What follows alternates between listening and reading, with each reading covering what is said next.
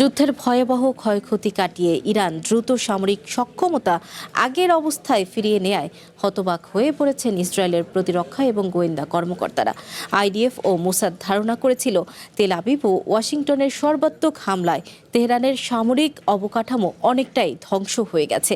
তবে এপ্রিলে মূল যুদ্ধ শেষ হওয়ার মাত্র 4 মাসের মাথায় ব্যালিস্টিক ক্ষেপণাস্ত্র সহ একাধিক ক্ষেত্রে তেহরানের দ্রুত ঘুরে দাঁড়ানোর তথ্যে উদ্বিগ্ন ইসরায়েল। Start.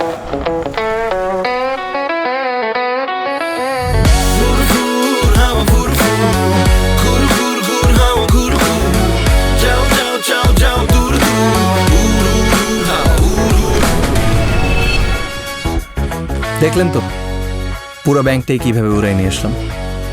আপনিও পারবেন যদি আপনার কাছে থাকে বাংলাদেশের সবচেয়ে powerful banking app city touch.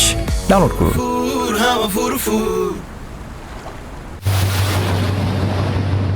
চলতি বছর দীর্ঘ 40 দিনের যুদ্ধে ইরান জুড়ে 2,500-এর বেশি সামরিক লক্ষ্যবস্তুতে অন্তত 30,000 বার হামলা চালায় আমেরিকা ও ইসরায়েল। $300 বিলিয়ন ক্ষয়ক্ষতি এবং সামরিক শিল্প ধ্বংসের পরও আশ্চর্যজনক দ্রুততায় ঘুরে দাঁড়াচ্ছে তেহরান।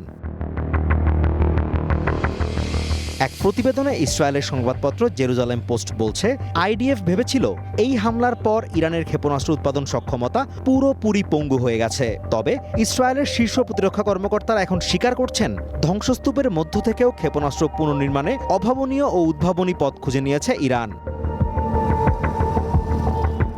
নিউ ইয়র্ক টাইমস জানায়, বিমান হামলায় বন্ধ হয়ে যাওয়া ভূগর্ভস্থ মিসাইল সিটিগুলোর প্রবেশপথ পুনরায় উন্মুক্ত করে অক্ষত ক্ষেপণাস্ত্রগুলো উদ্ধার করেছে তেহরান। শুধু তাই নয়, জেরুজালেম পোস্ট স্বাধীনভাবে অনুসন্ধান চালিয়ে নিশ্চিত করেছে যে অত্যন্ত দ্রুত গতিতে আবারও নতুন অস্ত্র তৈরি শুরু করেছে দেশটি।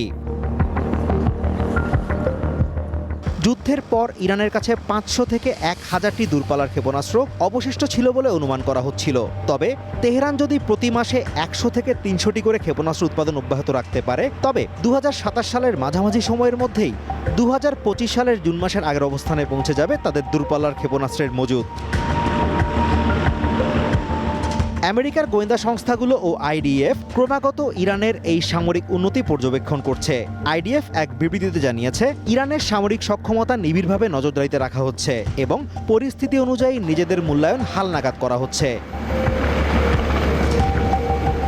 তবে প্রেসিডেন্ট ডোনাল্ড ট্রাম্প পরমাণু চুক্তি ও হরমুজ সংকটে মনোযোগ দেয়ায় ক্ষেপণাস্ত্রের বিষয়ে আমেরিকার জোরালো সমর্থন ছাড়াই তেহরানের এই দ্রুত উত্থান হরমুজ প্রণালী কিংবা পরমাণু আলোচনার পাশাপাশি তেল আবিবকে আবারও কোনো আগাম সামরিক পদক্ষেপের দিকে ঠেলে দেবে কিনা তা নিয়ে শুরু হয়েছে জোর গুঞ্জন। Azimur Rashid Kanak, one international desk.